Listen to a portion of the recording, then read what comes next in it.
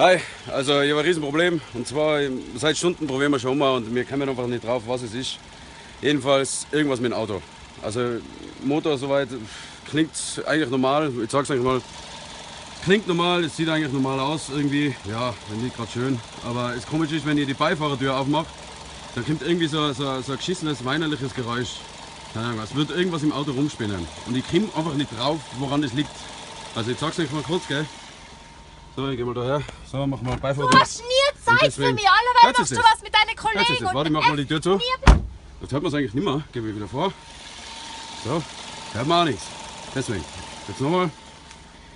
Ich komme aber nicht drauf. Mach nochmal auf, gell? Du kannst mir mal am Arsch lecken. Ja, und das hört einfach nicht auf. Ich weiß nicht, das geht so. Und jedenfalls, ja. Also ich glaube, vielleicht ist der Kühler. Ich weiß es nicht. Jedenfalls. Wenn irgendein Mechaniker unter euch ist, wenn es mir helfen könnt, wäre echt großartig, weil ich verliere langsam echt die Nerven. Danke.